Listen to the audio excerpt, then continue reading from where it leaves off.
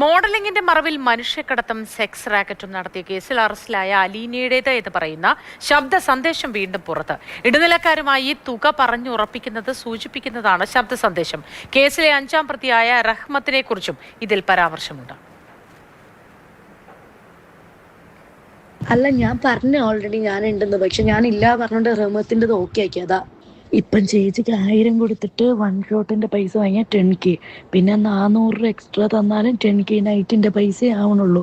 അപ്പൊ അതിനേക്കാളും ഇത്രയും നേരം ഇരുന്നുകൊണ്ട് ഫുൾ നൈറ്റിന്റെ പേയ്മെന്റ് പോലെയാണ് തന്ന 1200 തന്നെന്ന് പറഞ്ഞാൽ 1200 കൊടുക്കാം. അപ്പൊ എനിക്ക് അതിൽ നിന്ന് 20 കിട്ടും, പിന്നെ 200 എക്സ്ട്രാ ഉണ്ടല്ലോ. രാഗിൻ വിവരങ്ങളുമായി ടെലിഫോൺ ലൈനിൽ ചേരുന്നു. രാഗിൻ, കൂടുതൽ വിവരങ്ങൾ ഇതുമായി ബന്ധപ്പെട്ട് പുറത്തേക്ക് വരികയാണല്ലോ. ഇതിൽ അലീനയുടെ ശബ്ദ സന്ദേശമാണ് ഇപ്പോൾ പുറത്തു വന്നിരിക്കുന്നത്. 5-ാം പ്രതിയായ റഹ്മത്തിനെ കുറിച്ചും ഇതിൽ പരാമർശമുണ്ടല്ലോ. എന്തൊക്കെയാണ് വിവരങ്ങൾ? തീർച്ചയായും ഈ കേസുമായി ബന്ധപ്പെട്ട് കൂടുതൽ തെളിവുകളാണ് ഇപ്പോൾ പുറത്തേക്ക് വരുന്നത്. അലീന ഈ കേസിലെ 4-ാം പ്രതിയാണ്. നേരത്തെ അറസ്റ്റിലായിരുന്നു.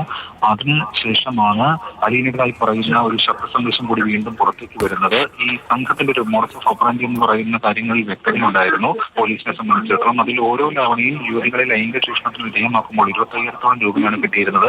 അപ്പോൾ ഇടനിലക്കാരുമായി തുക പറഞ്ഞുറപ്പിക്കുന്നതായി സൂചിപ്പിക്കുന്നതാണ് ഈ ശബ്ദരേഖ എന്നതാണ് അനുമാനം. അപ്പോൾ അത്തരം ഒട്ടനവധി ഇൻഫർമേഷൻ പോലീസിന് മുന്നിലേക്ക് വരുന്നു. മാത്രമല്ല, നേരത്തെ ഈ അലീനയുടേതായി പറയുന്ന മറ്റൊരു ശബ്ദ സന്ദേശവും പുറത്തു വന്നിരുന്നു. പരാതിക്കാരിയെ ഭീഷണിപ്പെടുത്തുന്നതായിരുന്നു ആ ശബ്ദ സന്ദേശം. അതുൾപ്പെടെ പോലീസ് വെരിഫൈ ചെയ്ത് പരിശോധിച്ച് വരികയാണ്.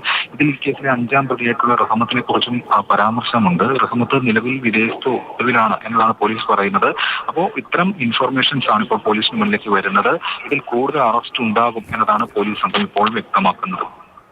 ശരി.